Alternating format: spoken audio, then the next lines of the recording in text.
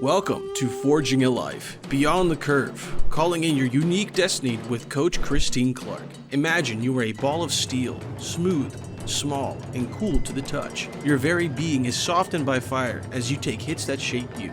Christine is a transformational life coach dedicated to empowering entrepreneurs to create a whole life success on their terms. On this show, you will be forged into a magnificent, powerful, highly functional work of art that is your significant life. Now, here's your host, Christine Clark. Join me, Coach Christine Clark, as we forge our lives. We are going to go beyond the curve and call in your unique destiny. Who will you be when you believe you have what it takes? Hello, everybody. I am Coach Christine.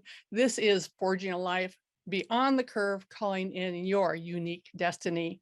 Thank you for tuning in today. Hello to all of our listeners in Seattle and all of you checking us out on Facebook and YouTube.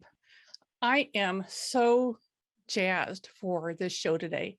My friend and mentor, Coach Sharon Smith, is joining me today on a topic that is really just so very relevant, especially this week as families gather for the holiday. And this is really a universal topic. You know, we raise our kids so that they can leave the nest. They can go out and be a productive part of society, right? But what happens as these children become 18, 20, 22, and they fly? You know, how do parents let go? How do we cope when our children cut the cord and leave us hanging? You know, there's some rough waters as the parent-child relationship shifts. And when kids leave home, there's pride and there's pain, there's nurturing and loneliness, and it all just collides. And we have to navigate this absolutely necessary evolution of our most primary of all relationships, the parent-child relationship. I'm honored and downright grateful to have Sharon Smith with me today. He is one of the reasons I became a transformational life coach. Sharon is a husband and a father of two remarkable young people, and he's founded a personal development company and training company in 2006, and he has helped thousands and hundreds of thousands of lives around the world as a speaker, as a trainer, and as a private coach. You can find Sharon on the web at www.elitecoachinguniversity.com and coachshaunsmith.com. Sharon, it is absolutely wonderful to have you with me. Welcome to the show. Thank you. Thank you for all of that. It's great to be on with you. Yeah. Shawn and I have been having this conversation over the last several months because both of us are kind of in it up to our eyeballs. Me with my 20, I have two sons, one is 26 and one is 21. And my 21-year-old is going through some transitions in his life. And at this point in time, he's decided that he does not want to communicate with me. He doesn't want to hear from me and he doesn't want to talk to me. I'm grateful that he still is connected to his father and his brother, but it's tough. It's tough stuff. And Shawn, you have a daughter who has moved on to college. Yeah. So tell us a little bit about that for you. Yeah, my daughter is almost 20. She's a sophomore in college. And, you know, I've been, as most of us parents do, just focusing on whatever's in front of us and getting our kids through school and teaching them about life and all the things that we do. And when my daughter turned 18, I was not ready for that. You know, I had talked to you and I had talked about once the kids kind of fly the nest, so to speak. And I've heard about empty nesters and talked to people, but it was all intellectual for me. And then once my daughter turned 18, I was not prepared for what I did to myself and the questions that I asked for myself. There was something about her childhood ending. Now, of course, I will always be her dad. She'll always be my child. I get all of that, but she'll never be 17 again, right? She'll never be a child. She's an adult. And I've just realized, Christine, that in my mind, I am not a parent of adults. I'm a parent of kids. Like that's my Right. identity. Right. My identity is that I have little kids. And so I wasn't prepared for her to be an adult. It's not that I was afraid of her going out and, experiencing the world as an adult and all that sort of stuff. It was just, I started to look at what I did as a parent and how I might've messed her up, or how, what things did I not Yeah. equip her for. Right. Yeah. Right. And Yeah. so it was pretty breathtaking, actually, when I recognized. We took her to college and we dropped her off and helped her move in and all that. And I was good with all of that. We said our goodbyes and it was, emotional. But it was the next day when I woke up and I walked past her room, which is right next to our room. And I looked in and the door was open and the bed was empty. That's when it hit me like Right. really, really hard that I Right. started to miss this girl that I've spent my entire life with her under my roof. So I wasn't prepared for the internal conversation, Right. to say the least. Yeah, and it is. It's a huge transition. I remember dropping Ben off at college and crying. And when I dropped the younger one, Daniel, off at college, he was 4 hours away. I cried the whole way home. Yeah. Yeah. So, but our purpose as parents. I mean, we raise children for this event, right? Right. I mean, that's what we want to do as parents. I mean, when I think of what's our purpose as a parent, it's to have children become a productive members of society. We're actually wanting to raise adults, and it gets complicated somewhere in there. Yeah. And I didn't get that memo. Right, right. Yeah. Like you said, she's no longer under the roof. And I think that so this is great, and we get hung up as parents in a lot of different ways. And I want to dive into this. And so tell me just a little bit how we get hung up on as parents. Because I think of it as part of, we're trying to have we want to look good through our kids. And we're just going to get rolling on this. I'm going to skip the first break so we can dive into this, Sean. Okay, let's do it. Yeah. I think what you started with purpose is a really important conversation. We talk about purpose with all kinds of other areas of our lives, people that want to start businesses. What's our purpose? And I never really considered what my purpose was as a parent until recently. I heard somebody say that the first 10 years of your child's life, you're teaching them how to live with you. And the last 10 years or the next 10 years, you should be teaching them how to live without you. Right. And it speaks to what you said, our purpose is to raise adults. Well, I just never thought of it that way. And I wasn't intentionally preparing myself, nor intentionally having conversations to prepare her and my son, a few years behind her, for life after she moves out. And so just not having that purpose in mind, intentional in my consciousness, that's one of the reasons why it hit me so hard, because I hadn't been strategically, to some degree, preparing for her to be an adult. And so that's why I came face to face with, what my identity really is. But if we know that our purpose is to prepare them for a life without us, then the things that we do are going to hopefully aim toward that purpose. Right. And when that purpose happens, like is happening with my daughter, it can be more of a celebration. Like, this is what we've prepared for, rather than, oh my goodness, what's happening. And, and to just all of a sudden have it thrown in my face, like, you don't have a little girl anymore. And that, I think the purpose piece that you mentioned is so critical. And I think without really being clear on what our purpose is around preparation, then it's easy to do what you kind of alluded to, is to just really parent from our egos, parent from our short-term, what's right in front of us, what's the diaper that needs to be changed now, what's the mouth that needs to be fed now, what's the grade that needs to be entered now, what's the thing that needs to be done right now to get me to that next moment or to get us to the next day. And when we are parenting in somewhat of a sloppy way, I would say, and that's not to be demeaning in any way to those of us that have done all those things, but we're not parenting with a higher level purpose, we're just parenting with an in the moment kind of purpose, then it's easier for us to fall back on our unconscious patterns, our Right. unconscious programmings. I was telling somebody just yesterday, we were talking about parenting, and I was saying that my wife and I, we both do similar things in parenting related to discipline, but we do it for completely different reasons. But we never had these discussions. We never said, okay, this is how we're going to discipline our Right. children with the purpose of Yeah. preparing them for adulthood. So let's be on the same page. And then we just kind of default to, whatever our own unconscious patterns are. We try to make up for our own insecurities. We decide that we're not going to parent the way we were parented, Right. or we don't have Yeah. a model. And that's where it gets, really difficult if we don't have some clarity there. Yeah, because I think, it starts out being really, really simple when they're infants. If they're fussy, Keep them alive. they're right. Yeah, they're hungry. They need to be burped. They need to diaper. Or they're tired, and it's like it's easy.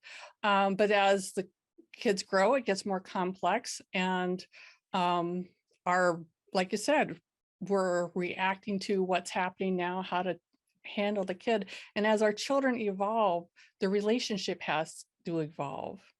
And, some of it's really exciting, especially as kids get more intellectual, you can have deeper conversations, you can broaden their horizons, and it's a lot of fun. And then as they get out in the world, they get new perspectives, and maybe mom and dad are not the gods that they started out to be. And that can be scary for the parent, for the adult, right? Because we're no longer the person. They got friends and I had that to kind breathe of that thing. one in. Yeah, yeah. And so What- it is. It's an evolution, and it's wanting the absolute best for the kids. And yet I think rarely do we take the step back and really see Right. what are we doing, and where are we going with this? And Until why? And yeah, why are we doing all of that? right. Yeah. And I'd why love to we're share something based on what you just said. Sorry to jump in on you go, there. that's all right. When you were talking about just the evolution and we're no longer their main input, of programming, right? As soon as they get into social media or, in the preteen years, depending on where they get access to it, but they're going to their school. And even if our children don't have access to Facebook or Instagram or any of the social media sites, they are communing with people that do, with other kids that do. So it's impossible for them to not be programmed as they start to get into these teenage years. For me, what hit me is not just that piece about the programming, but the timing. So once upon a time, I could measure the moments that I spent with my daughter on a weekly basis. I could measure them in days because I was spending Right. 7 days a week with her. Mhm. And then as she got a little older, she started going to school. She started to get into her, group of friends. Then it started to be less days.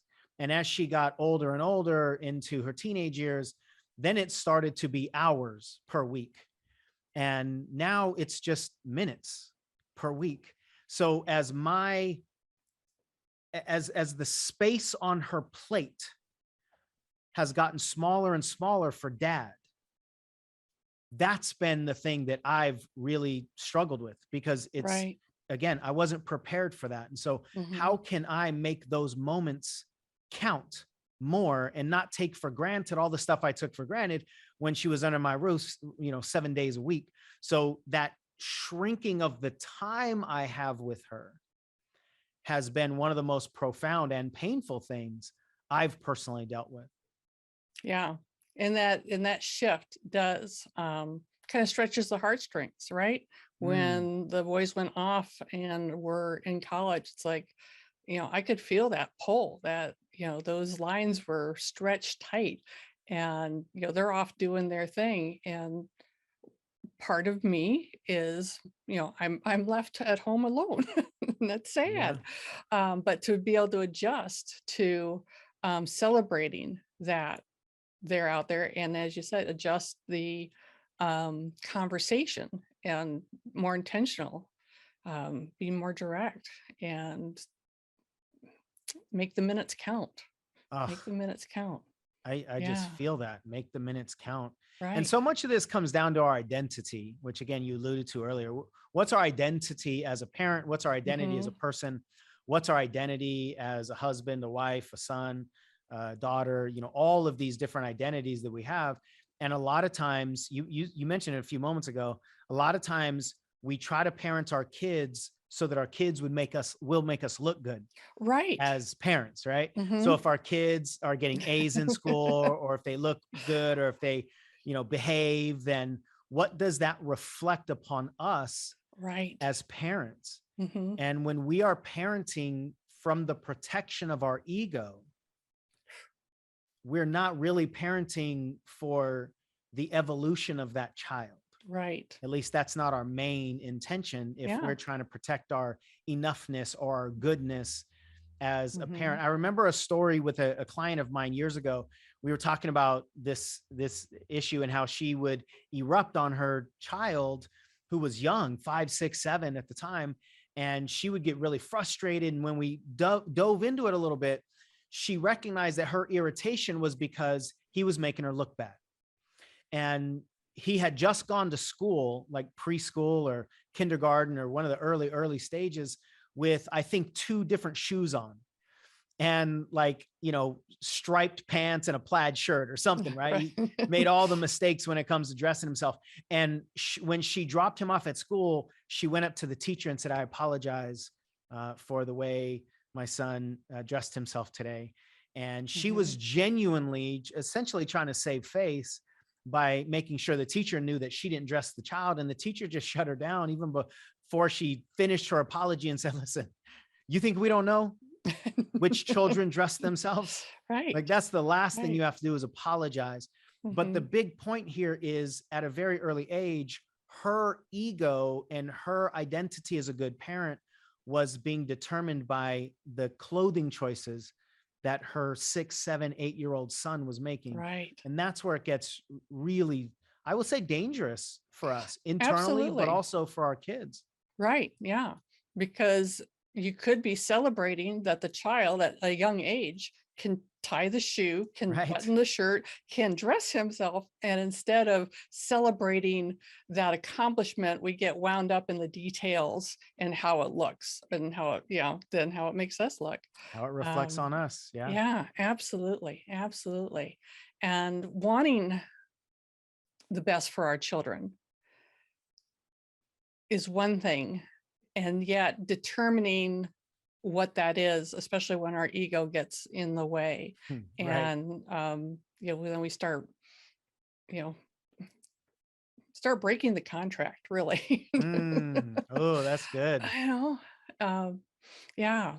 I just we did one of our family dinners for Thanksgiving on Sunday, and there was somebody at the table talking, and he does involved in 4-H, training kids in the shooting sports, archery and target shooting. And he had a kid that was a young man that couldn't hit the target to save his soul. Yeah. And so the instructor, he said, he had switched sides. And when he switched from right to left, then the kid was hitting the target almost all the time. He was left eye dominant, even though he was right-handed Wow. otherwise. And the the part that just tore me up was that the kid's father was adamant that the child only shoot right-handed. Hmm. For whatever story that man had about Right. what Wow. left meant, or being left eye dominant, or it's not proper or right, Just he being would different from rather have him, his son probably. struggle and stay and shoot right than to shoot left and hit the marks. And it's like, Wow. how do we do that? um, Yeah, it speaks to what our main intention is. Going back to what we've been talking about with the purpose of the child. But one of the most profound conversations you and I had, in my perspective, years ago, was the conversation of what's the most powerful trait we can give our children as parents? What's the thing that will yeah. prepare them for the world the most? Hmm. And we both agreed very clearly that trait is resiliency. Yeah. Yeah. And that really changed a lot for me, just thinking about, what is resilience? Because resilience requires adversity. It's impossible to build the muscle of resilience without adversity. And yet, how many of us as parents, I've done this plenty of times, my wife and I do this unconsciously, we want to protect our children from adversity. So if we want to protect our children from adversity, but we want them to build resilience, you got to pick one. It can't happen. Those two things can't happen. Yeah. Now that doesn't mean throw them on the street or drop them off at a corner and make them find their way home. But the idea is we helicopter our children too much. And in our desire to protect them, usually because of what it means about us as parents, we actually enable them. And a lot of times they will then go off into the world not having built the muscles of independence or resilience. And that's when it's going to matter more. And that's a real, like, I can feel my body getting activated just now saying that, because that's a real potential problem and danger that stems from us trying to protect our children from the thing that's going to build the most important muscle. Yeah. When they fall down, and even as a toddler, like they're learning to walk and they fall down, and there's that moment where the parent can hold back and see if the kid gets up, and if he bruised himself and decides it hurts, he can cry, or he can just get up and you can say, yeah, you got up. Or in that moment, are we rushing in and, oh, you poor kid, and protecting them from feeling hurt, feeling pain. And really it's hard. I mean, it's hard to really be able to make those choices, to let your child go, let them fail, let them, see what they're doing and let them go. But it is so powerful to be able to do that. This is a fantastic conversation. We're going to take a little bit of a break here. And when we come back, we're going to talk about, what do children want and what do they need from us as parents? My guest today is Coach Sean Smith. His website is www.coachseansmith.com. I am your host, Coach Christine Clark. My website is sunglowtransformation.com. You can find me on Instagram, on LinkedIn, at Facebook, at Sunglow Transformation, and also at Coach Christine Clark. This is a rich, wonderful conversation about the parent-child relationship, especially as children grow up and leave the nest. And we're going to just take a little break, and then we'll be right back.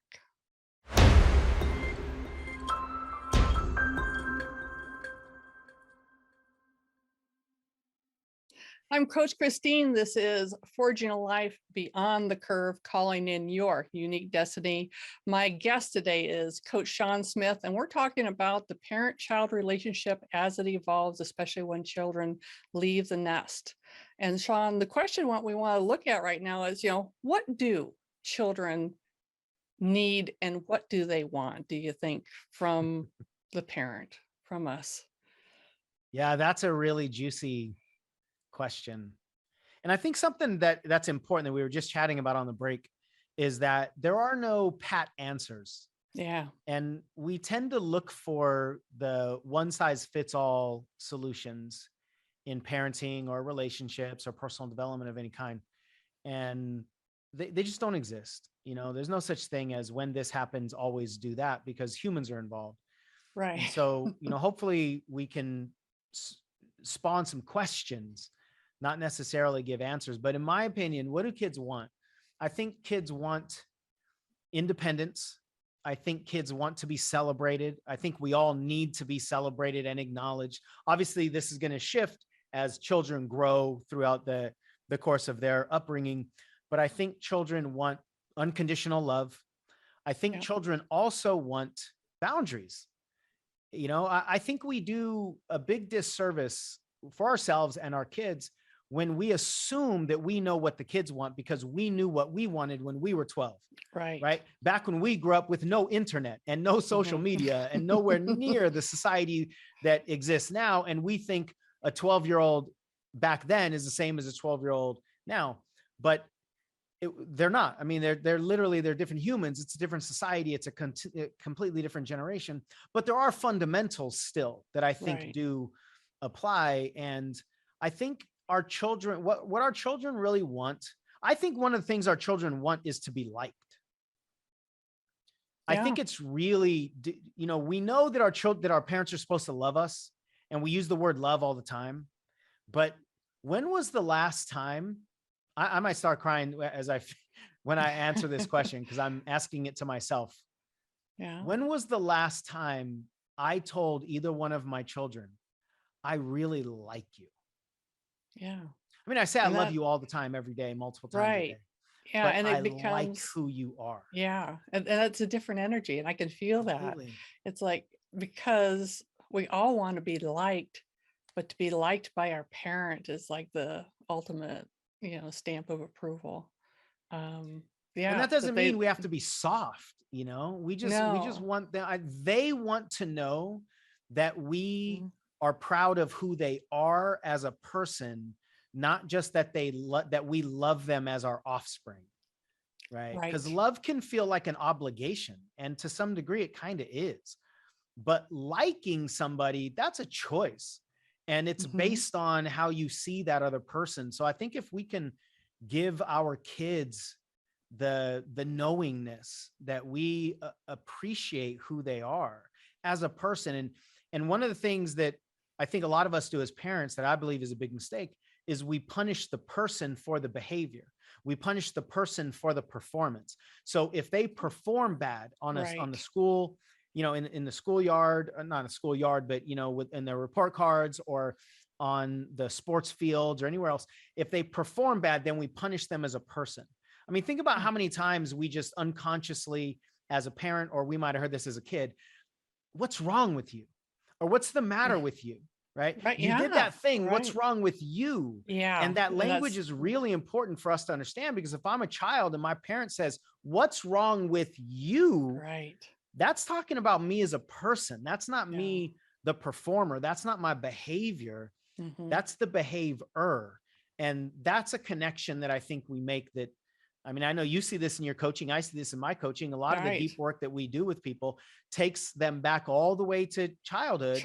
And some of these conversations and sometimes just a single thing that one of our parents did. And that wound stays with us because we think there's something wrong with me as a person when I mess up.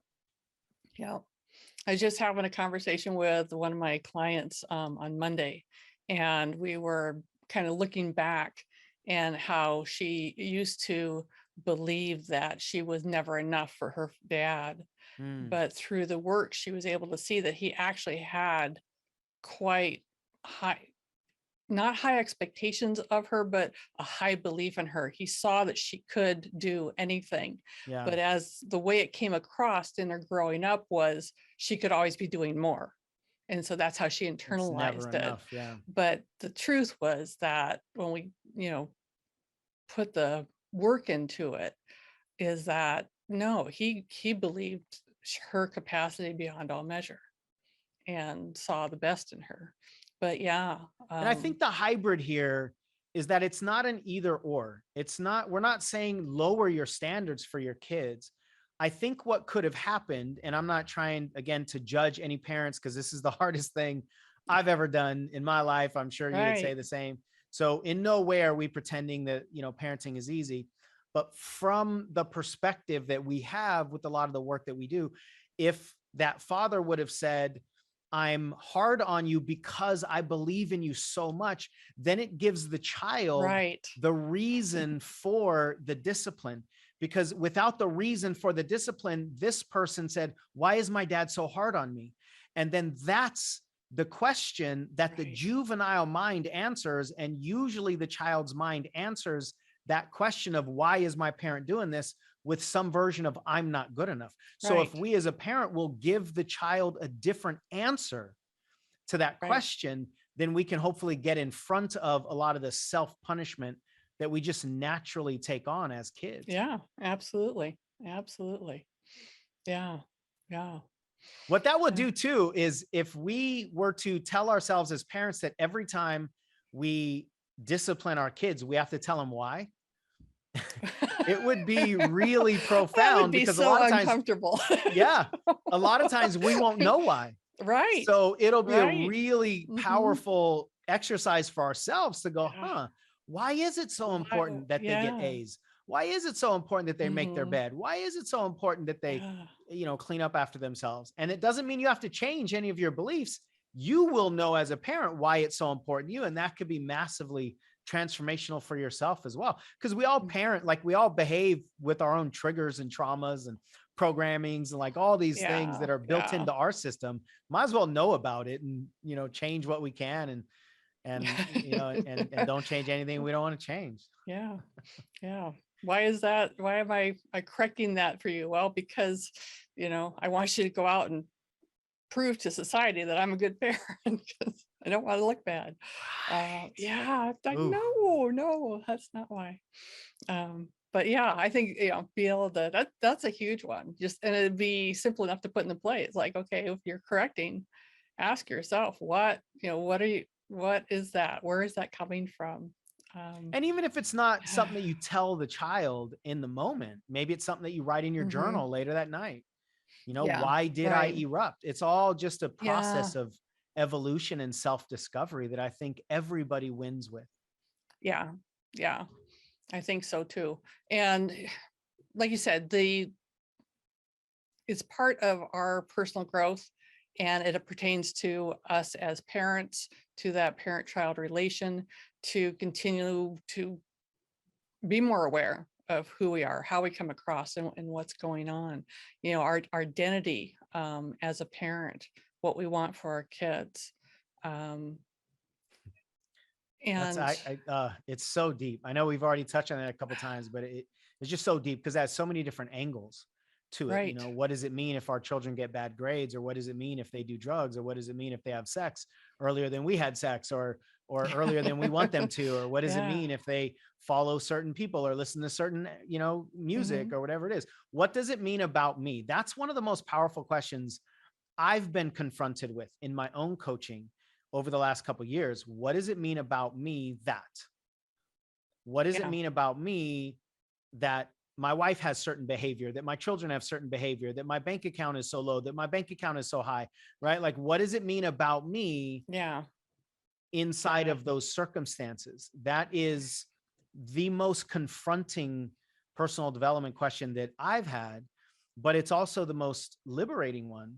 And specifically in the context of parenting, what does it mean about me that my child is, whatever the answer is, or whatever we're trying to figure out. And, one other thing that you just reminded me of when you were talking here a moment ago, when going back to the question, what do our kids want? I think our kids also want to know certain stuff. Like they want to know why we're doing things. They would love to know why we set a 10 p.m. curfew. Part of it is just, their attitude, like, why do I got to be home at 10? But part of it is they're constantly, we're all meaning-making machines, and we're constantly trying to figure out why things work the way they work. Where are the boundaries, and why are the boundaries there? And can I get over those boundaries?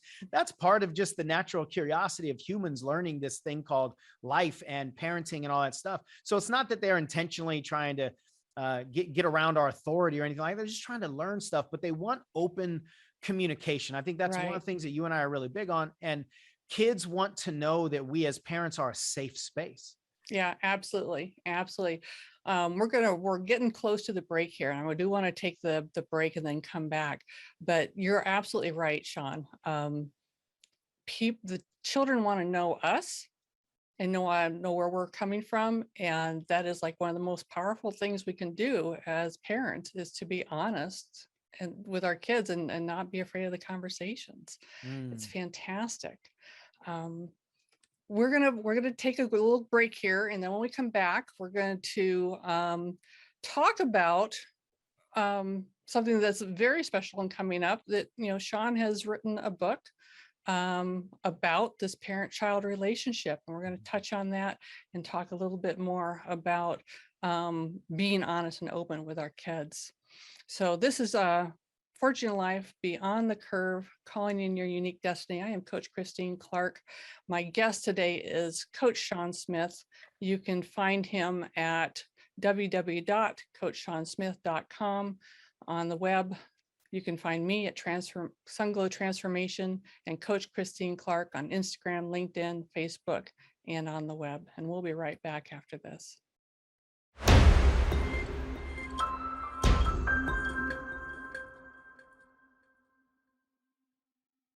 Hello, this is Coach Christine Clark. This is Forging a Life Beyond the Curve, Calling in Your Unique Destiny. I'm here every fourth Tuesday at 11 a.m. Pacific, 2 p.m. Eastern. Today, our conversation is the parent-adult conversation and adult-child conversation. My guest is Coach Shawn Smith. We were just talking about the communication and children really wanting to know us. And that brought to my mind, Shawn, that, the relationship is a two-way street. Even though the parent does most of the managing to start with, but in the second 10 years when you're preparing them to leave, honesty and trust is important. And that relationship, keeping the relationship open is so important. And my experience is that if I want honesty from my kids, then I need to be honest with them and I have to trust them. I remember distinctly my youngest, we were going somewhere. He was not much older than 16. He was driving. He had a steady girlfriend. And I asked if they were sexually active.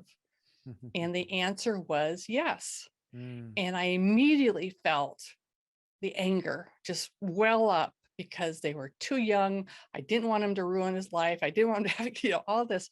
But simultaneously with that, I knew instantly that if I let that anger out, I had broken the contract. Because if I reacted with anger when he was totally honest with me, why would he ever be totally honest with me again? So I tamped it down. I breathed and just said, well, are you using birth control? Are you being safe? And the answer was yes. But it's just one of those moments where I realized that I can't do that. I can't do that if I want to stay in relationship with this amazing young man. Yeah. That's a powerful story. And I think any of us that are parents, especially as our kids are in the teenage years or beyond, we've probably had moments like that where we just naturally want to respond in a certain way, but we don't understand why, or we don't have that long-term purpose in mind. And I love what you said. If you want him to share his truth with you for the rest of your lives, then don't shut it down now and definitely don't punish it. And that's what we tend to do as parents. At least it's easy for us to do, is we shut down our kids' honesty because we don't like what they have to say. Right. and we think we're doing the right thing. At least our emotional traumas and triggers think it's doing the right thing in the moment. But I mean, kids are so wise and they recognize, okay, you're not ever going to hear anything from me again. Right. And so why should I tell you? Absolutely. And they'll learn to give the answers that just get by the moment and get them out of the situation that they don't want to be in. And what it does, I think, long term is it creates some distance between us and our kids that I think later on in life we really want, right? Like we can't want our adult children to be able to talk to us about anything if we shut it down as a child. Because that doesn't make any sense. Like, okay, I don't want you to tell me truthful stuff about whether you're doing drugs or having sex or, whatever you're doing. But then later on, tell me truthful stuff, like, because the foundation of trust hasn't been established. Right. Yeah. So that's a tough one, but a really, really powerful one. Yeah. I do want to make sure that we touch on your book. Yes. So Shawn Smith has a book that is it out yet? Can people get it? Not quite yet. Not quite yet. Okay. Not quite yet. Yeah. The book is Daddy, Are You Proud of Me? And it's written from the father-daughter relationship, but easily transfers to all parent-child relationships. And Sean, what I love best about this book is it wasn't something you just said, oh, let's write a book about, how to communicate with our kids. It came organically from your coaching. So tell us a little bit about that. Yeah, when I started out as a coach back in the 2006, 7, 8, I ended up in the world of Mary Kay, which is how I think we first crossed paths. Yeah. And so I coached one-on-one hundreds of women, and as you know, in groups, thousands of women. And whenever you get into any kind of personal development coaching, you're always going to land on self-esteem, because that's why we hold ourselves back. That's why we have the fears that we have. That's why we have the perfection and other patterns that we have, is self-esteem. And what I learned after a few years is a woman's self-esteem has a direct shot back to her relationship with her father, but even more specifically, whether she thinks her dad was proud of her or not. That's just what kept coming out with all of my coaching. And so eventually I learned, we're going to get to the daddy stuff anyway, so we might as well go there now. And I started to explore, what was your relationship like with your father? And I learned about the father relationship through the perspective of women, which I didn't have. I didn't grow up as a little girl, obviously. So I had a different relationship with my dad and with my mom. And so it was a huge awareness for me. And it changed the way I started parenting my daughter, who was 5, 6, 7 at that time. And when I learned that the main question that so many women have, whether they're conscious of it or not, is, Daddy, are you proud of me? Then I would tell my daughter that every single day. And I would whisper it to her ear when she was asleep, because I know the unconscious mind never sleeps. Sweetheart, I'm proud of you. And I would just try to give her the solutions to all the problems that I was finding with the father-daughter relationship in the coaching. And then I just kept telling other people, like, somebody's got to write a book, like somebody needs to tell dads, because we didn't get these memos. Right. And then somebody held a mirror up and goes, you need to write that book. So I did. I wrote the book, and it's here. I've got a physical copy. That's me and her on the front when she was a little tyke. And it's really a message to fathers with daughters. Basically, I'm playing the reporter. I'm not saying I'm not sharing my morals or my values or what I think should be done. I'm saying, listen, I've coached thousands of women, and this is what they tell me about their dads. This is how their relationship affected their life, their relationships, their success, their body image, their self-esteem, their confidence. And we need to know, dads, because nobody tells us this stuff. So that was my whole intention for the book. What's been interesting about the book, Christine, is the majority of my community are females. And so when they hear the book and they hear the title, they're like, I need to read that book. And so several women have, probably, I don't know, hundreds of women at this point have read the book, like just as it was being written, early versions of it. And they were being healed, because it was like they were listening in on a coaching conversation between me and their dad. And I wasn't even writing directly to the women, but they were vicariously learning, and they were also learning about their dad as I talked to him. Right. And some of them don't have fathers that are alive anymore, or they don't have fathers that are open to these conversations, but the healing has already happened. So the book has kind of taken on a life of its own, where it really speaks to females, because every woman has a dad, and it really speaks to dads. And I'm super proud of the effect of it. And part of it is because it's actually not my work. It's just a collection of what I've learned. And, I want to heal relationships and restore relationships. So the book's not out, but anybody can get at least the first chapter of it by going to my website. There's a link up at the top that says my book, and people can sign up on the list and get notifications when the book does come out here in a few months. But you can start reading it right away. Wonderful. Wonderful. So, and that is at your website, which is www.seansmith Coach Shawn Smith. Yeah, CoachShawnSmith.com. There's a link up at the top. CoachShawnSmith.com. And there's a Yeah. link at the top to get the first chapter of Daddy, Are You Proud of Me? So And as you said, everything relates to everybody. right. You know, I talk right. about masculinity in there with the men, and talk about self-esteem with the women. And so it's not just this one particular conversation. And that's what I love about this conversation in general, whether people have 20-year-old boys or 20-year-old girls or 7 kids or one Right. child. This is such an expansive conversation. Yeah. About like, what do kids really truly need? And that's how we can answer the questions of what should we do as Yeah, parents. And, right. you know, I just love the two-way street. Like you're saying, honesty is everything. And it'll Absolutely. bring us to our own personal recipes that we're walking around life with. Absolutely. It's uncomfortable, but it's the only liberation there is, really. Yep. It is. It is. Thank you for this, Shawn. This has been a wonderful conversation. I know that we've only hit the tip of the iceberg It for goes what's so possible. fast. I didn't know but time it was going to speed up when I was Yeah, on your radio right. show. It does. It does. It's magic. Benny does that. Yes. So this has been great. Thank you so much. This is, I am Coach Christine Clark. This is Forging a Life Beyond the Curve, calling in your unique destiny. And I'm here every 4th Tuesday at 11 a.m. Pacific, 2 p.m. Eastern. My guest today is Coach Shawn Smith, and you can find him at CoachShawnSmith.com. Until next time, give your kids a hug, and we'll see you in December. And then tell them why you hugged them. Yes. Thanks, Christine. Thanks for tuning in to Forging a Life with Christine Clark. Remember to acknowledge your talents and skills. Your gifts are the elements needed to claim the life of your dreams.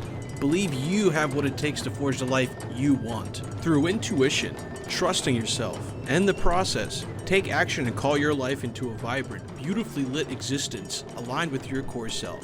To learn more or work with Christine, visit sunglowtransformation.com.